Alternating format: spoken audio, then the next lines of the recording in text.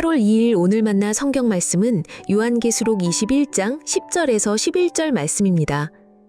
나를 성령으로 휩싸서 크고 높은 산 위로 데리고 가서 하나님께로부터 하늘에서 내려오는 거룩한 도성 예루살렘을 보여주었습니다. 그 도성은 하나님의 영광에 쌓였고 그 빛은 지극히 귀한 보석과 같고 수정처럼 맑은 벽옥과 같았습니다. 아멘.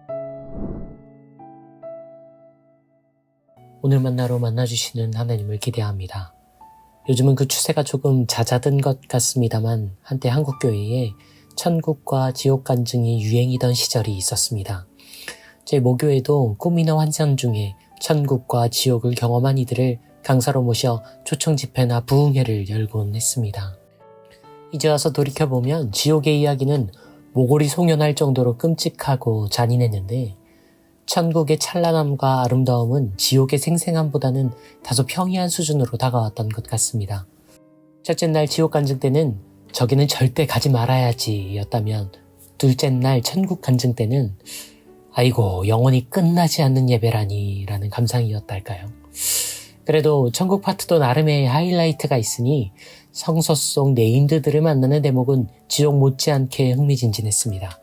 오늘 강사님이 천국에서 가장 큰 집에 사는 이로 베드로와 바울을 언급했던 기억이 납니다.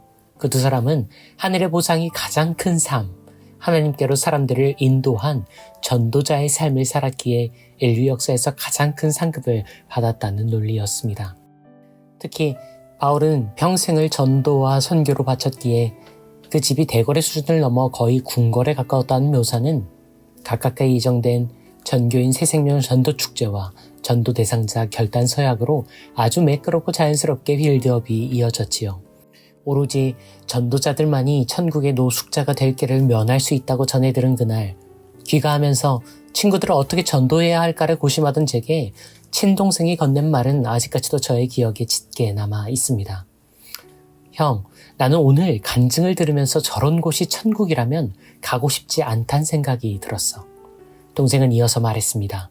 지금 이 세상도 이렇게 불평등하고 빈부의 차이가 심각한데 영원히 살아야 할 그곳에서조차 궁궐과 집, 노숙자가 있다니 그런 격차가 영원하면 그런 곳이 과연 천국일까? 그리고 난 그런 곳에서 과연 행복할 수 있을까?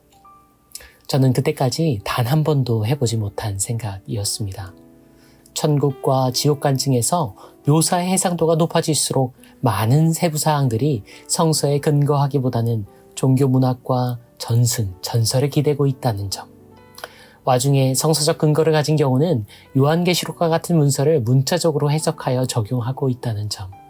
그리고 그 결론과 방향이 대부분 교회가 강조하는 교리나 사역에 적극적으로 복무하는 경우가 많다는 점. 나아가 이를 위해서 성도와 회중으로 하여금 두려움과 보상 욕망을 자극할 소지가 많다는 점 등은 신학교에 입학하여 여러 해 공부를 한 후에 얻게 된 훗날의 결론이었습니다. 오늘 함께 읽은 말씀도 우리가 고대하고 열망하는 도래할 하나님 나라의 궁극적 현실에 대해 왜곡된, 특별히 보상과 욕망의 방향으로 굴절된 결론에 이를 수 있는 여지가 큰 텍스트인 듯합니다. 요한계시록의 저자는 그 모든 험한 환상들을 본 뒤에 아름답고 영화로운 새 예루살렘을 마주하게 됩니다. 하나님의 사자는 그를 인도하여 높은 곳에 데려가 하늘에서 이 땅에 내려오는 거룩한 도시, 완전히 새로운 예루살렘을 목격해 하지요. 계시록의 저자는 그 광경을 이렇게 묘사합니다. 그 도성은 하나님의 영광이 휘감고 있는데 그 빛은 지극히 귀한 보석들, 크리스탈같이 맑은 다이아몬드 같았습니다. 이어지는 도성의 전경 묘사에서 이 광채가 실제로 보석 광물들에서 귀환한 것임이 밝혀집니다. 다이아몬드와 크리스탈은 물론 순금, 진주를 비롯한 온갖 희귀 광석들로 이 도시의 성벽과 주춧돌이 지어졌던 것입니다. 제가 들은 천국 간증들 중 일부에서는 만약 영안이 아닌 육체의 시야로 그 도시를 보았다면 시력을 상실했을 정도의 찬란한 빛이 났다는 언급이 있었을 정도로 그 영광스러운 도시는 궁극적 럭셔리 그 자체로 묘사되곤 했습니다. 한마디로 천국은 그냥 벽조차 순금으로 되어 있다는 말이었지요. 이런 강조점은 앞서 언급한 것처럼 하나님 나라에 도래할 어떤 현실을 오늘날 우리의 욕망의 수준으로 끌어와 이해토록 강제합니다. 다시 말해 지금 우리의 존재가 살아가는 방식에서 최상위의 욕망과 보상이 보장되는 것으로 하나님의 나라를 보다 정확히 말해 하나님 나라를 제한합니다. 새 예루살렘의 건축에 사용된 보석은 보석 그 자체라서 의미 있는 것이 아닙니다. 많이 양보해서 보석을 문자적 의미와 현대 자본사회의 척도로 받아들일지라도 일단 건축자재로 사용될 정도의 광물들이라면 이미 그 희소성의 측면에서 오늘날 그 보석의 가치를 지니지도 않을 것이 분명합니다. 요한계시록은 주일 예배와 오늘 만나의 여러 메시지들이 여러 차례 강조하고 있는 것처럼 묵시문학적 상징 언어로 구사하고 있음을 기억해야 합니다. 새 예루살렘의 보석들은 부동산의 자산 가격을 극대화시켜주는 원자재가 아닙니다. 21장인 새 예루살렘은 보석에 눈이 멀지만 않는다면 그 강조점이 보석 그 자체가 아닌 12이라는 반복되는 숫자에 있음이 명징하게 읽힙니다. 보석이 아니라 12로 이루어진 보석이라는 점이 이 텍스트를 이해하는 핵심입니다. 성서에서 12의 보석이 등장하는 또 다른 기록이 있습니다. 출애굽기 28장을 보면 주님을 섬기는 제사장의 의복, 가슴바지에 보석들을 부착하게 되어 있는데 이때 12가지의 보석이 동원됩니다. 그리고 이 보석은 다른 무엇이 아닌 이스라엘의 만민, 다시 말해 12지파의 모든 구성원을 의미하는 상징이 됩니다. 새 예루살렘은 보석으로 건설된 도시라서 궁극적 영광을 지닌 것이 아닙니다. 새 예루살렘의 하강은 일부 성별된 제사장들에게만 허락되어 온 하나님과의 만남과 사귐이 이제 모든 시공간에서 구현됨을 극적으로 선언하고 확인하는 제2적 드라마의 하이라이트입니다.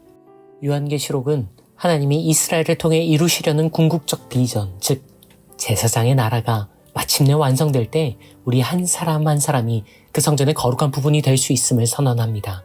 다시 말해 새 도성의 12보석들은 고가의 희귀 광물이 아닌 하나님의 영광에 찬 광채를 반사하는 우리의 삶이 보석같이 거룩하게 찬란하다고 알려주는 아름다운 신상의 다름 아닙니다.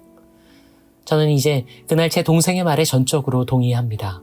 그리고 그래서 때론 두렵고 겁이 납니다. 그 위대한 보상이 보장된 천국에 가지 못할까봐 두려운 것이 아닙니다. 그리스도인으로 살아가면서 하나님의 나라를 내 욕망의 영원한 확장으로만 이해하며 살아갈 수도 있다는 점이 정녕 두렵습니다. 새 예루살렘의 보석을 금의 순도나 다이아몬드의 캐럿으로 이해하고 받아들일 수도 있다는 점이 정녕 겁이 납니다. 만약 우리가 보석에 눈이 멀지만 않는다면 새 예루살렘의 환상은 사실 베드로전서의 이 말씀과 정확히 동일한 메시지를 다른 표현으로 전하고 있음을 분명하게 읽을 수 있을 겁니다. 살아있는 돌과 같은 존재로서 여러분도 집 짓는 데 사용되어 신령한 집이 됩니다. 그래서 여러분은 예수 그리스도로 말미암아 하나님께서 기쁘게 받으실 신령한 제사를 드리는 거룩한 제사장이 되십니다. 우리에게 주시려는 것은 보석의 보상이 아닙니다. 그분의 영광이 임하는 성전이 되어 우리가 그 빛을 반사하는 보석과 같은 존재가 될 수 있다는 소망이야말로 그분이 우리에게 주시려는 것, 그분이 우리로 끝끝내 이루시려는 바입니다. 보석을 갖기 위해 사는 것이 아니라 보석 같은 삶을 살아가는 오늘이 되시길 소원하고 응원합니다. 주님, 보상을 위해 그 나라 구하고 싶지 않습니다. 보석에 미쳐 그 나라 바라고 싶지 않습니다.